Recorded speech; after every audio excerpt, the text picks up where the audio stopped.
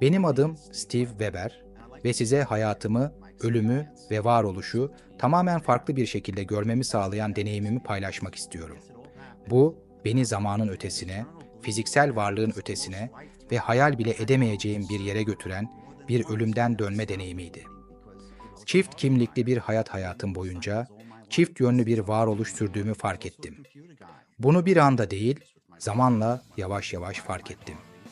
Gerçek şu ki kendimi her zaman iki zıt gücü dengelerken buluyordum. Ancak bunu uzun süre fark edememiştim. Hayatın iniş çıkışlarını deneyimledikçe bu ikiliğin ne kadar belirgin hale geldiğini anladım. Varlığım iki farklı ama iç içe geçmiş kimlik arasında bölünmüştü. Bir yandan ben bir Harley sürücüsüydüm. Açık yolların tutkunu, motosiklet motorunun derin uğultusunda ve yüzüme çarpan rüzgarda huzur bulan özgür bir ruhtum. Öte yandan mantıklı düşünen bir insandım. Erkek kardeşimle birlikte başarılı bir teknoloji şirketinin ortak sahibiydim. Bu iki yönüm, macera ile disiplin, özgürlük ile yapılandırılmış düzen arasında hassas bir denge içinde var oldu. Ayrıca iki harika çocuğun babasıydım ve onlar benim dünyamın merkezindeydiler.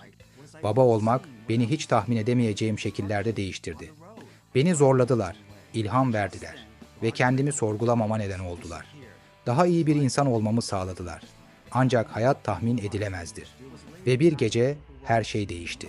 Kader Gecesi 2005 yılının 4 Temmuz tatiliydi. Sokaklar kutlamalarla doluydu ama benim gecem sona eriyordu. O akşam boyunca motosiklet sürmüş. Sadece motosikletin getirdiği özgürlüğün tadını çıkarmıştım. Saat 2 sularında Meadowbrook otoyolunda kuzeye doğru ilerliyordum. Sonra gözümün ucuyla garip bir şey fark ettim. Uzakta düzensiz bir şekilde hareket eden bir kamyonet vardı. İçimde tarif edemediğim bir huzursuzluk belirdi. Bir şeyler ters gidiyordu. Araçtan gözlerimi alamadım ve nihayet korkunç gerçeği fark ettim. Sürücü ters yönde, güney yönündeki şeritte kuzeye doğru gidiyordu. Bir an duraksadım. Bu gerçek olabilir miydi? Gözlerim bana oyun mu oynuyordu? Mantıklı bir açıklama bulmaya çalıştım. Belki bir yol çalışması aracıydı. Ama hayır, birkaç saniye içinde durumun ciddiyetini anladım. Araç tamamen yanlış şeritteydi. Gerçeği kavramamla birlikte yolun ortasındaki bariyer de sona erdi ve kamyonet tam yanımda belirdi. Kalbim hızla çarpmaya başladı. Eğer sürücü yaptığı hatayı fark ederse, direksiyonu bana doğru kırıp doğrudan üzerime gelebilirdi.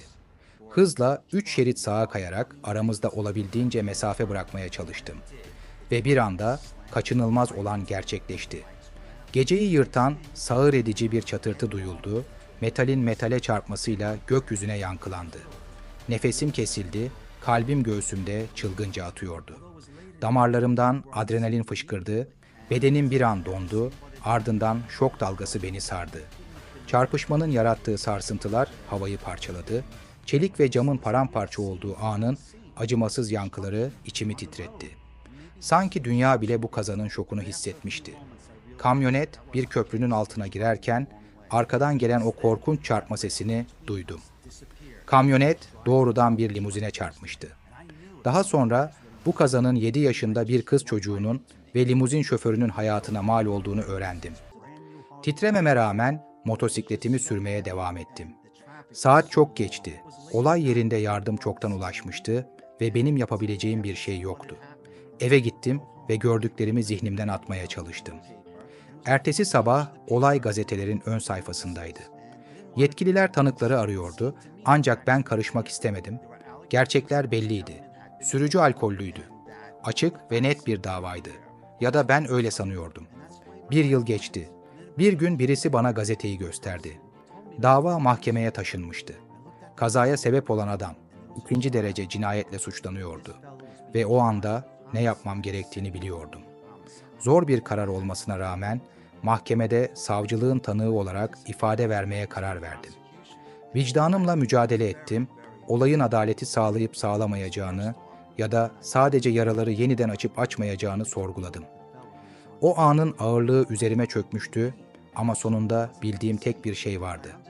Ne kadar çelişkili hissetsem de gerçeği söylemek zorundaydım. Hayatımı değiştiren dava mahkeme salonuna girdiğimde gördüklerim beni hazırlıksız yakaladı. Sanık bir canavar değildi. Sadece bir çocuktu. Farklı bir zamanda, farklı koşullar altında ben de onun yerinde olabilirdim. Adalete olan inancım tamdı. Ancak genç adamı görünce içimde büyük bir burukluk hissettim. İfade verdim. Gördüğüm her şeyi anlattım. Tam 2 gün boyunca kürsüdeydim ve ifadelerim davayı tersine çevirdi. Sonunda suçlu bulundu ve 16 yıl hapis cezasına çarptırıldı. Küçük kızın ailesinin mahkemedeki tepkisini izledim. Onların acısı tarif edilemezdi. Onlara göre 16 yıl asla yeterli değildi. Ama ben o çocuğun geri kalan hayatı boyunca bu trajedinin gölgesinde yaşayacağını biliyordum. O dava beni kökten değiştirdi. Hayatıma eskisi gibi devam edemedim. İşimi kardeşime devrettim. Artık önceliğim çocuklarımdı. Hayatıma bir anlam kazandırmak için yerel siyasete atıldım. Toplumum için projeler geliştirdim ve hatta bir çevre temizleme girişimi başlattım. Ve bir süreliğine gerçekten de amacımı bulduğumu sandım. Merhaba, bu videoda belki de daha önce duymadığın ilginç detaylar var. Eğer videoyu izlerken keyif aldıysan, beğen tuşuna basmayı unutma. Yorumlarında düşüncelerini paylaşırsan çok sevinirim. Ve elbette daha fazlası için kanalıma abone olmayı ihmal etme. Hadi, bu yolculuğa birlikte devam edelim. Hayatıma bir anlam kazandırmak istiyordum. Ve bir süreliğine gerçekten de amacımı bulduğumu düşündüm. Ama sonra o kaza oldu. Beni ötesine götüren kaza sıcak bir yaz günüydü. Harley'imle bir yol kenarı barbekü mekanından dönüyordum. Trafik olağanüstü yoğundu. Kilometrelerce uzayan bir sıkışıklık vardı. Sıcakta otururken diğer sürücülerin yolun kenarından ilerleyerek sıkışıklıktan kaçtığını izledim.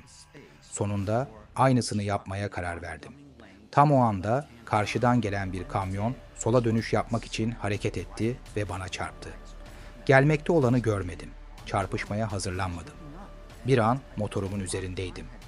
Bir sonraki an her şey karardı. Sonra gözlerimi açtım. Yerde uzanıyordum, gökyüzüne bakıyordum. Etrafımdaki dünya kaotik bir hal almıştı. Siren sesleri çınlıyordu. Acil servis çalışanları etrafımdaydı. Hareket etmeye çalıştım ama bedenimden geçen keskin, dayanılmaz bir acı beni yerine çiviledi. Bacağımın yanlış olduğunu hissediyordum. Sanki tamamen kopmuş gibiydi. Bir sağlık görevlisi yanıma çömeldi. "Hareketsiz kal," dedi. "Yardım buraya geldi." Ve tam o anda bedenimi terk ettim. Yükseliyordum. Daha yükseğe, daha yükseğe, gökyüzüne doğru süzülüyordum. Tarif edilemez bir hafiflik hissediyordum. Sanki fiziksel varlığımın tüm yükü üzerimden kalkmıştı. Birkaç saniye önce vücudumu saran acı ve ağırlık artık yoktu. Yerine içimde nazikçe akan sıcak bir huzur vardı. Kontrast inanılmazdı. Bir an önce acı içinde sıkışmıştım, bir sonraki anda ise şimdiye kadar hissettiğim en saf huzurun kollarındaydım. Etrafımdaki hava eterik bir parıltıyla titreşiyordu ve uzaklardan gelen melodik bir uğultu duyuluyordu. Hafif bir esinti, tanıdık ama adlandıramadığım bir kokuyla beni sardı. Bu his, hayatımda yaşadığım hiçbir şeye benzemiyordu. Tam özgürlük, sınırsız huzur ve tam olarak olmam gereken yerde olduğuma dair derin bir bilgelik. Sıcak, altın rengi bir ışık beni çevreledi ve içimde derin bir huzur hissi doğdu. Artık korku yoktu, acı yoktu. Sadece saf özgürlüğün sarhoş edici hissi vardı. Dünya altımda küçülmeye başladı. Ağırlıksızdım, acısızdım, korkusuzdum. Sonra aniden aşağıya baktım ve tanıdık bir yer gördüm. Stony Brook Hastanesi. Bir helikopterin içindeydim. Ülkenin en iyi travma merkezlerinden birine götürülüyordum. Bedenimin içeri taşındığını izledim. Ve sonra bir anda oradan ayrıldım. Başka bir yerdeydim. Buradan ötesinde bir yerde. Burayla orası arasında bir yer. Ne kadar sürdüğünü bilemediğim bir zaman boyunca hem sonsuz gibi hem de bir anlıkmış gibi farklı bir boyuttaydım. Bunu ancak burayla orası arasında bir yer olarak tarif edebilirim. Kelimelerle anlatılamayacak kadar güzeldi, içimi büyük bir huzur kaplamıştı. Orada zaman diye bir şey yoktu, aciliyet yoktu. Sadece saf bir anlayış vardı. Bu yerde bana derin dersler öğretildi. Kendi ruhumu, geçmiş yaşantılarımı ve başkalarıyla olan ruhsal bağlantılarımı gördüm. Önceki enkarnasyonlarımın kesitlerini izledim.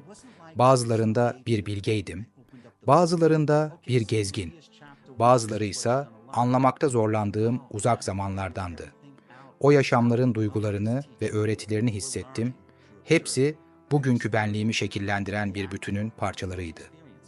Başkalarıyla olan bağlarım inkar edilemezdi. Bazı ruhları anında tanıdım, bazılarını ise anlamam zaman aldı. Onlar farklı şekillerde karşıma çıkıyorlardı. Bazıları tanıdık, bazıları başta yabancı ama hepsi benimle görünmez, kopmaz bağlarla bağlıydı.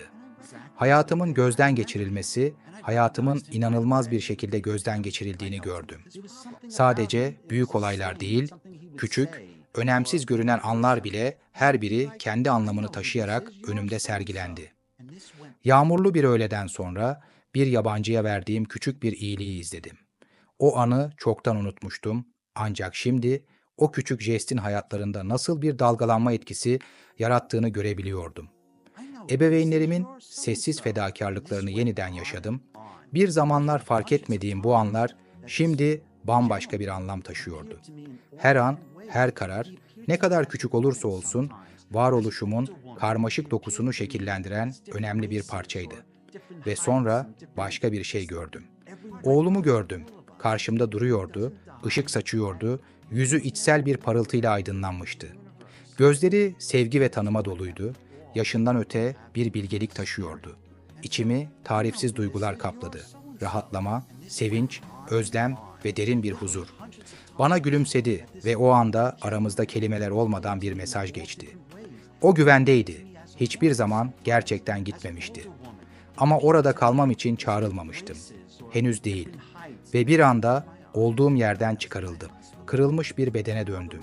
Sonsuza dek değişmiş bir hayata.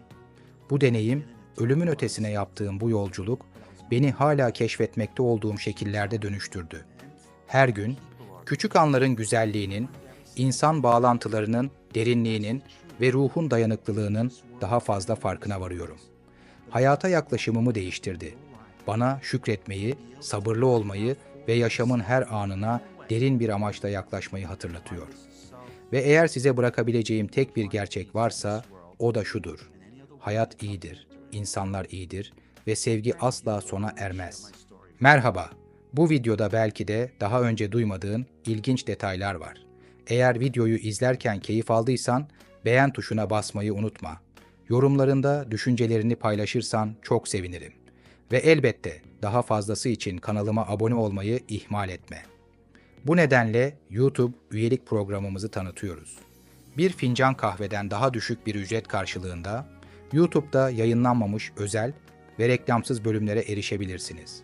Konuklarla canlı soru-cevap etkinliklerine katılabilir, bizimle ve diğer ÖYD deneyimleyenlerle doğrudan etkileşimde bulunabilir, canlı etkinliklere katılabilir ve en önemlisi kanalımızın bu önemli deneyimleri dünya çapında ortaya çıkarmaya yönelik sürekli çabalarını desteklemiş olursunuz. Hadi bu yolculuğa birlikte devam edelim.